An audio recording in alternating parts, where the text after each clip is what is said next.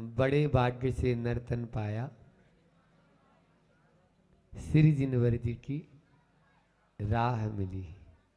ऐसी पंक्तियाँ आप लोग पढ़ते हैं और यह निश्चित रूप से आप लोगों के लिए सौभाग्यशाली है, पुण्यशाली हैं हम सब कि बड़े बाबा की छत्र छाया में बैठकर हम सब ने यह सिद्ध चक्र महामंडल विधान निर्विघ्न नहीं बोलूंगा, सानंद संपन्न किया है।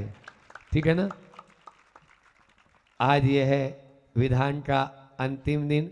अपन तो कल ही वैसे 1024 अर्घ्य चढ़ा चुके हैं।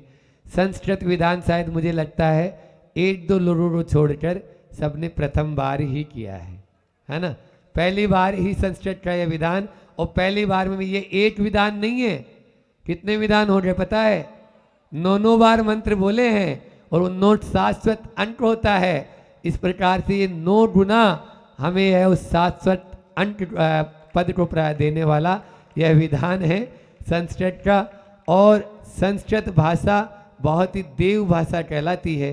मैंने पहले भी बोला था कि जब हमारे पास में विश्व हिंदू परिषद और आरएसएस के लोग जब आए थे, उन लोगों ने यह बात रखी थी कि महाराज जी फार्म में लोग एक तरफ तो अपना नाम और उसके बाद में जाति और फिर भाषा में हिंदी भर देते हैं, दूसरा कॉलम सब भाषा। सब भाषा मतलब सब लैंग्वेज कौन सी? उपभाषा, जिसको हिंदी में बोलेंगे उपभाषा है, तो वो अपने अनुसार सब खाली छोड़ देते हैं और वहां जाने पर वो इंग्लिश भर लेते हैं, इंग्लिश भर लेते हैं। मतलब संस्कृत भाषा हमारी कहाँ जा रही है? अल्पसंख्यक में। उसको मूल भाषाओं में से ही हटाने की कोशिश की जा रही है। आने वाले समय में उसको बोलने वाले कोई भी नहीं है, तो निश्चित रूप से वह हमारी भाषा ही नहीं रहेगी। और जब पीढ़ियां आएगी उनको यह मालूम चलेगा कि यह भारत की भाषा थी नहीं। बोलो, क्या ऐसा हो सकता है? नहीं हो सकता, कभी भी नहीं होगा। ये देव भाषा है और वहीं से हमारा बीजारोपण हुआ। और हमें दूसरी, पहली मूल अपनी हिंदी भाषा लिखें और दूसरी भाषा में आप संस्कृत भाषा भरें। आज मेरे कहने का वो कह के गए हम दोनों से, महाराज जी भी थे, दोनों से यही बात बोली कि आप लोग उसमें भाषा महाराज जी संस्कृत भरवाएं, हाँ, उसको खाली नहीं छुड़वाएं।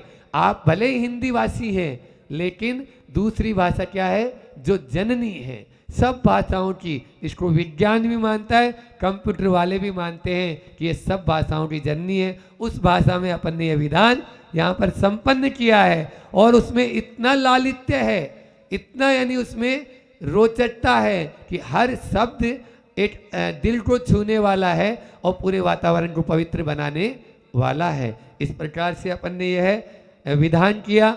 जब पहले दिन विधान हुआ था तब भी हमने बोला था यह पूरे अपने गृहस्थ जीवन में जो पाप लगते हैं, ज्ञात या अज्ञात जीवन में, एक बार सिद्ध चक्र महामंडल विधान उसको अवश्य संस्कृत वाला करना ही चाहिए। और वो सिद्ध चक्र विधान तो इसलिए देखो, एक जना पुण्यार्थ, हमारे में 2 नाम आए थे, महाराज जी थे, तो हमने इनसे भी पूछा था महाराज जी 2 नाम आ रहे हैं, क्या करें? एक बाहर का नाम है जो पूरा विधान अपनी तरफ से कराना चाह रहे हैं, और एक नाम यहाँ का था मंडी भामोरा का। तो इन्होंने बोला नहीं, एक को अपन लाभ देंगे तो एक ही होंगे, भले ही शामिल सब हो जाते हैं लेकिन वो परिवार ही लाभ ले पाता। और यहाँ पर 24 मंडल होने से 24 परिवारों को यह लाभ पूरा मिला है। और मैं तो कहता हूँ 24 परिवारों को ही नहीं, पूरी मंडी बामोरा वालों को यह लाभ मिला है, क्योंकि मंडी बामोरा वालों ने पूरे तन मन और धन से इसमें अपना सहयोग किया और पूरी मनोभाव लगाकर, पूरे मनोयोग से जिस समय आपको बुलाया उसी समय आप उपस्थित हो गए। और जिस समय आपको छोड़ा है कोई भी नहीं जाना चाहता, बोले नहीं महाराज जी अभी तो चलने दो। ये भाव हमें यहाँ पर देखने को इसी से मालूम चलता है, क्योंकि उठता नहीं गया, अरे अब चलो 11 बज गई अब तो क्या करेंगे, ऐसा कोई भी नहीं। व्यापारी भी बैठे थे तो सब व्यापारी अपना पूरा व्यापार छोड़ के इस विधान में पूरा सम्मिलित हुए। बहुत ही अच्छा आनंद के साथ में यह विधान हुआ है। 3 चीजें हैं, अपन ने भगवान की आराधना की, भगवान की आराधना से पाप कटते हैं, भगवान की आराधना से हम पाप कटते हैं। और पाप जो थे उन पापों से बचते भी हैं, पाप करते भी हैं और पापों से बचते भी हैं और पाप छूटते भी हैं। तीन चीज है, पाप बचते भी हैं, पापों से बचते भी हैं, पाप बचते नहीं है, पापों का तो क्षय होता है, और पाप करते हैं और पापों से छूटते हैं। इन तीनों के बारे में अपनी बात संक्षेप में बोल के फिर महाराज श्री जी को अपन, क्योंकि हवन भी अपन करेंगे फिर उसके बाद में। तो मैं ये कहना चाह रहा था कि पापों से कैसे बचते हैं। जितनी देर अपन यहाँ पर विधान में बैठते हैं, चाहे वो 11 बजे तक बैठे, चाहे 10 बजे तक, चाहे 9 बजे तक, तो अपन ने उतनी देर तो अपन सारे आरंभ सारंभ की क्रियाओं से विराम हो गए ना, तो पापों से अपन बच गए। और कोई बात ध्यान में नहीं आती, भाई इतना जरूर है, पापों से जब ही बचेंगे जब मन में और दूसरे विकल्प नहीं आने। ये मन है ना, ये बड़ा चंचल रहता है, हाँ बहुत चंचल रहता है, और मन में विकल्प बहुत आते हैं। जो विकल्प आते हैं ना, वो हमें फिर पापों से बचाएंगे नहीं, वो तो उस ओर ही ले जाए। अब मान लीजिए आपको यहाँ पर बैठे हैं और घर गृहस्थी का वहाँ पर, अरे अब क्या जाके बनाना है, वहाँ जाके भोजन में आज सब्जी काहे की बनानी है, अभी चलेंगे तो बाजार से सब्जी भी ले चलेंगे, तो फिर तो सब्जी मिलेगी आपको और कुछ नहीं मिलेगा। समझ में आ रहा है? हाँ, इसलिए विकल्प नहीं। एक बार ऐसा हुआ कि एक व्यक्ति था तो वो पैदल जा रहा था। अब पैदल जा रहा था तो एक घोड़ा वाला गुजरा, और वो घोड़े पे एक बाबा जी थे, साधु टाइप थे, तो उसने हाथ दिया जैसे आप लोग आजकल देते हो, पुराने ज़माने की बात है। तो बोले बाबा जी मुझे भी अमुक गांव में जाना है, आप ले चलो ना घोड़े पे। हाँ बेटा आ जा, बैठ जा। उन्होंने साथ में बैठा लिया, अब दोनों बैठ गए, अब दोनों बैठ के आराम से घोड़े पे चल रहे हैं। तो उसको बातों ही बातों में वो बाबा जी को इतना प्रभावित कर लिया, बाबा जी ये घोड़ा तो बहुत अच्छा है, मुझे दे दो ना, मैं रख लूँगा इसको, अच्छे से रखूँगा, ये रखूँगा। अब बाबा जी बोले भैया एक घोड़ा है मेरे पास में। बोले नहीं आप तो दे ही देंगे मुझे, आप दे दो।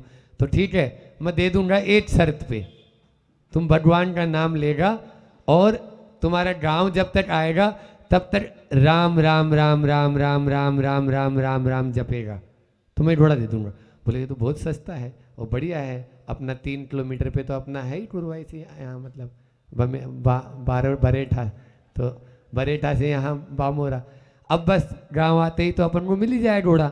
ठीक है बाबा जी मैं राम राम जपूंगा। देखो कैसा देखो मन होता है, राम राम राम राम राम राम जपना शुरू किया। उसके मन में अब एक विचार आया, बोले इसने बाबा जी ने घोड़े की तो बोल दी, लगाम देगा या नहीं देगा घोड़े की। अब वो राम राम राम, मुंह से तो राम राम जपे जाए और मन में क्या विचार आए, घोड़ा तो देगा लगाम देगा नहीं, घोड़ा तो देगा लगाम देगा नहीं, राम राम राम राम राम राम राम राम राम राम, घोड़ा तो देगा लगाम। अरे अब छोड़ो ना, पूछ ही लेते हैं। और धीरे से बोलता है बाबा जी वो आप घोड़ा तो देंगे, लगाम देंगे या नहीं। बोले अब ना घोड़ा मिलेगा ना लगाम, तुम्हें क्या नियम दिलाया था हमने।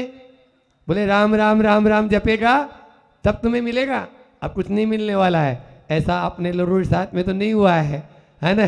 अपन ने पूजा की है तो पूजा में जितने मंत्र बोले हैं उनमें ओम ह्रीम शिवाय नमः, ओम ह्रीम शिवाय नमः, तो शिवाय का ही ध्यान करना है, आदिनाथ भगवान का ही ध्यान करना है। ये होना चाहिए, तब तो आपको आनंद आएगा, और आनंद आया है। ठीक है ना। इसके अलावा आनंद, पापों से बचते हैं, पापों से पाप करते हैं। देखो जिनेंद्र भगवान की पूजा करने से जो पूर्व में संचित कर्म है उनका क्षय होता है और नया पुण्य का बंद होता है, और पापों से छूटते भी हैं। हम पाप जो हमारे हैं उनसे भी छूटते चले जाते हैं, लेकिन होता क्या है, हमें अन्य चीज़ें तो याद रहती है, लेकिन उससे मतलब जो प्रभु की पूजा आराधना है या प्रभु की भक्ति का जो नाम हमने कई बार बोला होगा आपको, बोलो ना बोलो ना, बोला था नहीं बोला था, बोलो। क्यों बोला? इसलिए बोला कि देखो ये गला है ना, मिला इसका काम में ले लो। आपको संस्मरण सुना देता हूँ आचार्य श्री का। 1989 की बात है, मड़िया जी में आचार्य श्री विराजमान थे, सामने ही मेडिकल है, उस मेडिकल में वहाँ पर एक व्यक्ति अस्पताल में बुजुर्ग थे, अब वो वहाँ पर भर्ती थे। डॉक्टरों ने जवाब दे दिया, वो सोचे चलो अब मरता क्या ना करता, आचार्य श्री का आशीर्वाद तो दिला ही दें। और संलेखन समाधि हो जाए तो और अच्छा है गुरु जी के चरणों में। वो वहाँ से डिस्चार्ज करा के सीधे मड़िया जी महाराज आचार्य श्री विराजमान वहाँ पर ले आए और आचार्य श्री के पास में बोले आचार्य श्री जी थोड़ा संबोधन दे दो ना। आचार्य श्री बाहर आए, उनको संबोधन देने के लिए संबोधन दिया और बोले उनसे भगवान का नाम लिया करो, है ना, अरिहंत सिद्ध किया करो। देखो वो व्यक्ति जिसको बोल रहे हैं कि भगवान का नाम लिया करो, वो भगवान का नाम क्या नमोकार मंत्र नहीं बोलता, वो बोला परिवार वाले बोल रहे हैं और तेज आवाज में आचार्य श्री को कड़क के बोलता है लिया नहीं जाता। क्या बोला? लिया। अब बोलो, वो जो बोला था लिया नहीं जाता, उसके लिए कहां से ताकत आ गई थी? और 3-4 घंटे बाद में ही वो चले गए। ये होता है या नहीं होता है? अरे और दूसरी चीज में तो आप यानी कितनी तेज तेज बातें कर लेते हो, भगवान का मंत्र बोलेंगे तो क्या तेज नहीं बोल सकते? बोल सकते हैं। और बोलते बोलते आवाज चली भी जाए तो कोई गम नहीं है। क्यों? क्योंकि हम प्रभु का नाम बोलते बोलते हमारा ये जिह्वा अवरुद्ध हुई है, कंठ अवरुद्ध हुआ है। ऐसा भाव होना चाहिए अपना, ठीक है ना? इतना ही रखते हैं, अहोभाव होना चाहिए। मन में अहोभाव भरेंगे ना तो अहम भाव अपना आप ही नीचे नीचे नीचे नीचे गलित हो जाएगा। इसलिए अपन लोगों ने इन 8 दिनों में बहुत अहोभावों को भरा है और बहुत ही अच्छे से आप लोगों ने यह विधान किया है। हमारे द्वारा आपको कोई कटु वचन कहा गया हो तो आप लोग हमें क्षमा करेंगे। और जिन जिन ने भी सहयोग तो सबने ही किया है, लेकिन संजीव भैया, टीटू भैया और एक और वो लखपति भैया, है ना, इन तीनों को पूजा की हमने जिम्मेदारी दी तो पूरा समय पर सारा काम इन्होंने करवाया। और सोनू भैया ने तो पहले ही ग्राउंड तैयार करके, बिल्कुल अभी हमने हवन के लिए बोला था कि हवन में जरूर आना है, आपकी श्रीमती आई गए, बहुत बढ़िया। आज हवन के साथ में हाँ ओम रीम गुटका निर्वपामिति, ओम रीम यानी जो है ना पान पराग निर्वपामिति, ओम रीम धुआं निर्वपामिति, ओम रीम ये निर्वपामिति, जो भी है ओम रीम चाय निरूपामिति, ओम रीम कॉफी निरूपामिति, हाँ ओम रीम सट्टा निरूपामिति, ओम रीम आहुजी निरूपामिति। इतने सारे मंत्र दे देंगे हम तो। बड़े बाबा बोल रहे हैं मेरे से, मैं नहीं बोल रहा हूँ। चलो इतना ही रखते हैं। और ये विधान आचार्य गुरुवर की देखो जिनके आशीर्वाद से संपन्न हुआ वो। और यदि बड़े महाराज जी नहीं होते क्या हम बोल पाते बताओ? हाँ तो कौन ने किया? कौन ने किया? हमने नहीं, पूरा बड़े महाराज जी ने। हम उनको बोलते थे कि आप चुप हो जाओ, एक आरे उपवास कर रहे हो, और वो बोलते थे आप चुप हो जाओ, इतना बोल रहे हैं। तो ऐसा है नहीं। और निरंजन सागर जी महाराज जी ने भी बहुत हमारा सहयोग किया है। इस प्रकार से हम यह जो विधान पूरा, और आप लोगों ने तो पूरे भक्ति भाव के साथ में इस विधान में आनंद लिया, सबके चेहरे बता रहे हैं।